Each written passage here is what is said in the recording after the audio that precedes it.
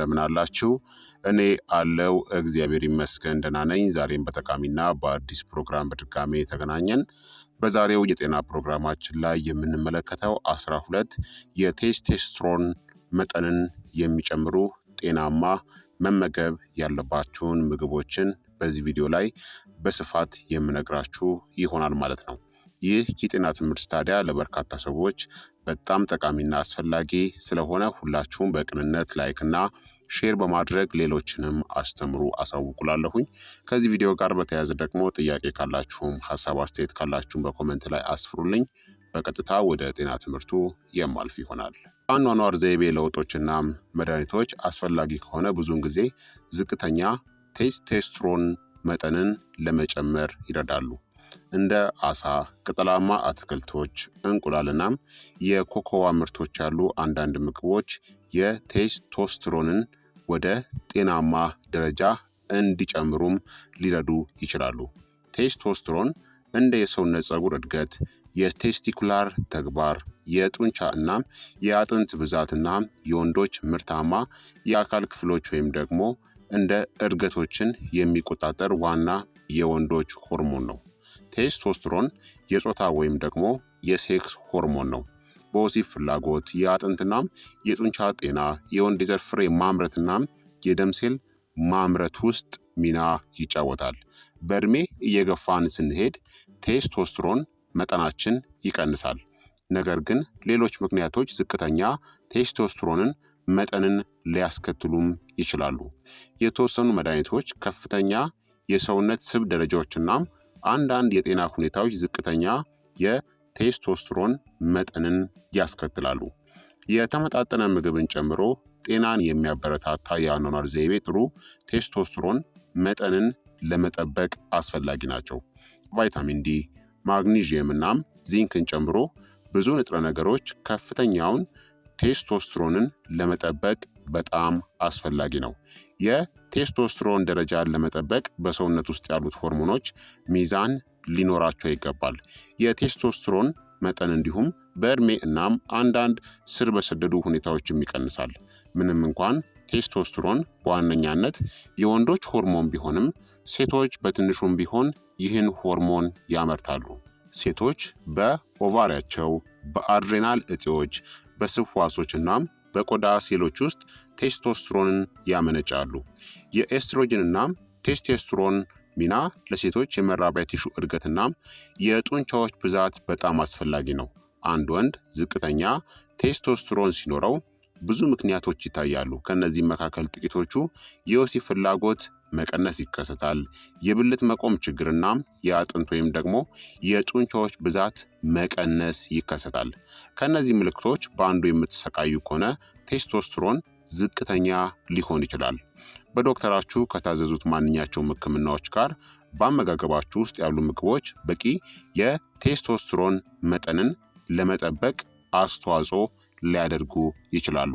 ዝቅተኛ ቴስቶስትሮን ሃይፖጎናዲዝም ወይም ደግሞ ሎው ቲ ተብሎ የሚጠራ ሲሆን የሚከሰተው የቴስቶስትሮን መጠን ከ300 ናኖግራም ፐር ዴሲሊትር በታች ሲወርድ ነው። ዝቅተኛ ቴስቶስትሮን በቴስቶስትሮን ምትክ ህክምና ሊታከም ይችላል። ሃይፖጎናዲዝም ወይም ደግሞ ዝቅተኛ የቴስቶስትሮን መጠን በጣም የተለመደ ችግር ነው። ከ45 በላይ የሆኑ ወንዶች 40%ቱ እናም በ80ዎቹ ውስጥ የሚገኙ ወንዶች ደግሞ 50% የሚሆኑ ወንዶች እንደ ሃይፖጎናዳል ወይም ደግሞ ዝቅተኛ የቴስቶስትሮን መጠን እንዳላቸው ይቆጠራሉ ማለት ነው። የቴስቶስትሮን መጠንን ሊጨምሩ የሚችሉ በመደበኛነት መመገብ ያለባችሁ ጤናማ ምግቦችን ታዲያ አሁን በዝርዝር እነግራችኋለሁኝ።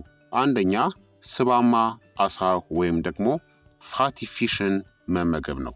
እንደ ሳልመንናም ሰርዲን ያሉ ስባማ አሶች ለሆርሞን ጤና ጠቃሚ የሆኑ እንደ ቫይታሚን ዲ፣ ዚንክናም ኦሜጋ 3 ፋቲ አሲድ ያሉ ንጥረ ነገሮችን ይዘዋል። እንደ ወፍራም አሳ ያሉ ጤናማ የስብ ምንጮችን ወደ አመጋገባችሁ ማከል ሆርሞንን ጨምሮ አጠቃላይ ጤናችሁን ይጠቅማል። ከዚህም በላይ ስባማ አሶች ጥሩ የዚንክ፣ የቫይታሚን ዲ እናም የፕሮቲንም ምንጮች ናቸው።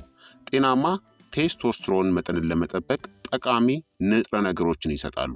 ጥናቶችም እንደሚያሳዩት ዝቅተኛ የቫይታሚን ዲ መጠን ያላቸው ወንዶች ከፍ ያለ የቫይታሚን ዲ መጠን ካላቸው ወንዶች ያነሰ ቴስቶስትሮን አላቸው። ምክንያቱም ቫይታሚን ዲ ለወንዶች የስነ ተዋልዶ ጤና በጣም አስፈላጊ ስለሆነ ነው። አሳ መብላትን ካልወደዳችሁ የአሳ ዘይት ማሟያን መሞከር ይኖርባችኋል። ሁለተኛ አቮካዶ ነው። አቮካዶ የማግኒዥየም እጥረት ባለባቸው ውስጥ የቴስቶስትሮን መጠንን ለማሻሻል ይረዳል። አቮካዶ የማግኒዥየም ኃይለኛ ምንጭ ነው። ማግኒዥየም በሰውነት ውስጥ ከ300 በላይ የኢንዛይም ምላሾች ውስጥ ወሳኝ ሚና ይጫወታል። ስለዚህ ቴስቶስትሮን እንዲፈጠር ወሳኝ ሚናን ይጫወታል። አቮካዶ በዚንክ የበለጸገ ሲሆን አንዳንድ ጥናቶችም እንደሚያሳዩት የዚንክ ማሟያ የዚንክ እጥረት ባለባቸው ውስጥ የቴስቶስትሮን መጠንን እንደሚያሻሽልም ይጠቁማሉ። ነገር ግን ከተመከረው በላይ ገደብ የበለጠ ዚንክ አለመጠቀም አስፈላጊ ነው። ዚንክ ከመጠን በላይ መውሰድ የመዳብ እጥረትን ያስከትላል። የመዳብ ንጥረ ነገርን ይጎዳል። በአጠቃላይ አቮካዶ በማግኒዥየም እናም በዚንክ የበለጸገ ነው። የማግኒዥየም እና የዚንክ አወሳሰድን መጨመር ደግሞ በእነዚያ ንጥረ ነገሮች እጥረት ባለባቸው ግለሰቦች ላይ የቴስቶስትሮን መጠንን ለማሻሻልም ይረዳል። ሶስተኛ ቱና ነው። ቱና ሌላው እጅግ በጣም ጥሩ የማግኒዥየም እናም የዚንክ ምንጭ ነው። ስለዚህ የቴስቶስትሮን መጠንን ለመጨመር ወሳኝ ሚናን ይጫወታል። ቱና የጤና ጥቅማ ጥቅሞችን በሚሰጡ እናም በቴስቶስትሮን መጠን ላይ በሚያግዙ ብዙ ንጥረ ነገሮች የተሞላ ነው። ቱና ከፍተኛ መጠን ባለው ኦሜጋ 3 ፋቲ አሲድ የበለጸገ ሲሆን የልብ ጤናን ለማሻሻልም ይረዳል። ቱናን ወደ አመጋገባችሁ ማከል በጣም ቀላል ከሆኑ ነገሮች ውስጥ አንዱ ነው። ጤናማ ስብናም ቴስቶስትሮን መጠንን ለመጨመር ቀላልናም ፈጣን ምግብ ለማግኘት በቀላሉ የታሸገ ቱናን በመግዛት መጠቀም ትችላላችሁ። በአጠቃላይ ቱና ታላቅ የዚንክ እናም የማግኒዥየም ምንጭ ሲሆን ቫይታሚን ዲ እናም ኦሜጋ 3ን ጨምሮ በርካታ የጤና ጥቅማ ጥቅሞችን ይሰጣል። አራተኛ የእንቁላል አስኳል ነው። የእንቁላል አስኳሎች በሰውነት ውስጥ ቴስቶስትሮን እንዲፈጠር ቅድመ ሁኔታ የሆነውን ቫይታሚን ዲን ይይዛሉ። ቫይታሚን ዲ በቴክኒካል ሆርሞን ነው እናም ለአጥንት ጤና በተለይም ለእድገት አስፈላጊ ነው። አንድ ጥናት እንዳመለከተው የቫይታሚን ዲ ተጨማሪዎችን መውሰድ ከመጠን በላይ ውፍረት ባላቸው ወንዶች ውስጥ የቴስቶስትሮን መጠንን ያሻሽላል። ይሁን እንጂ ሌሎች ጥናቶች እንደሚያሳዩት የቫይታሚን ዲ ማሟያ በወንዶች ውስጥ በቴስቶስትሮን መጠን ላይ ምንም ተጽዕኖን አላገኙም። በተጨማሪም በእንቁላል ነጭ ክፍል ውስጥ ያለው የፕሮቲን ከመጠን በላይ ወፍራም የሆኑ ወንዶች ከተመገቡ ከጥቂት ሰዓታት በኋላ የደም ቴስቶስትሮን መጠንን ከፍ ሊያደርግ እንደሚችል የሚጠቁሙ አንዳንድ ውስን ጥናቶችም አሉ።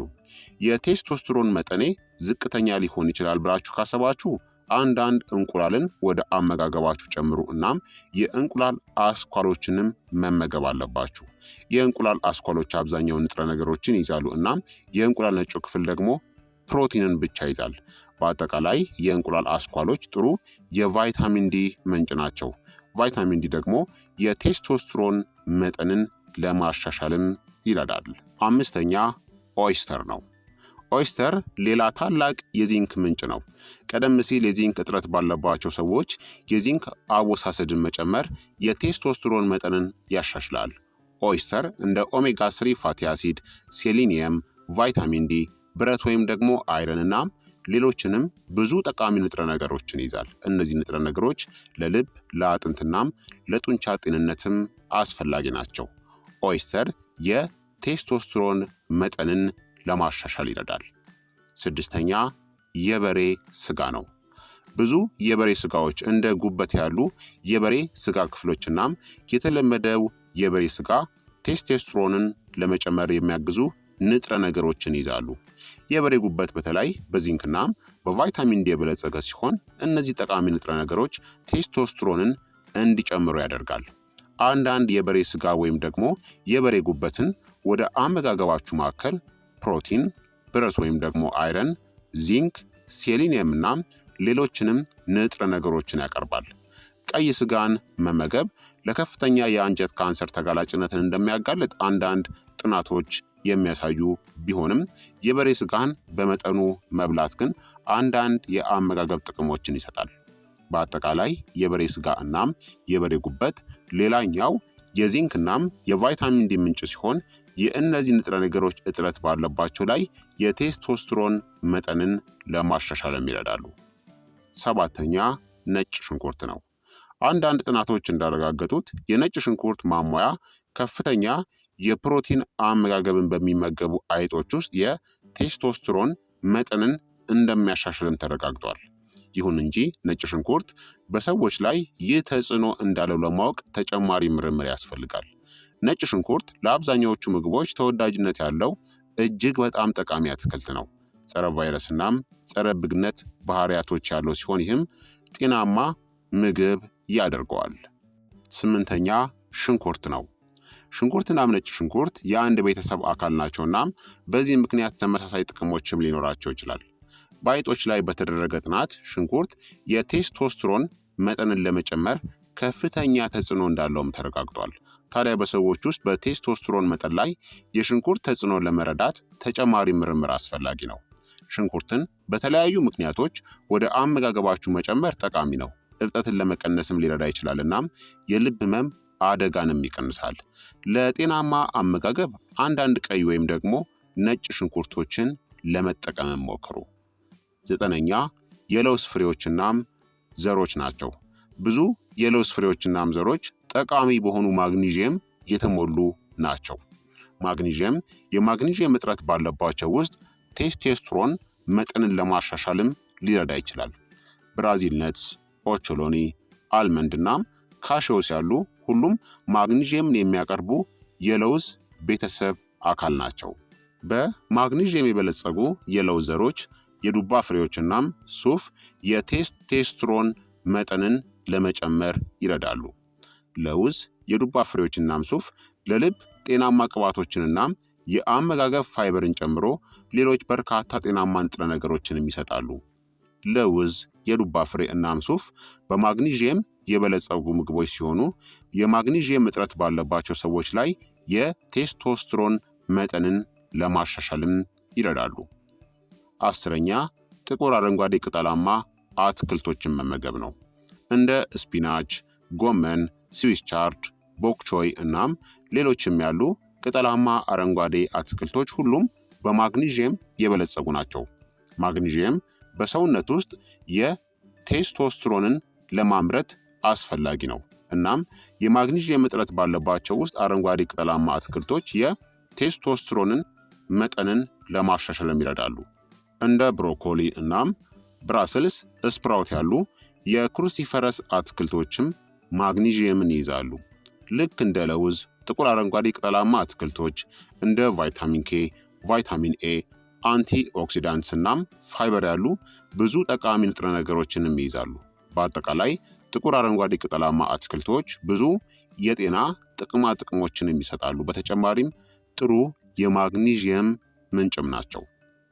11ኛ አናናስ ነው።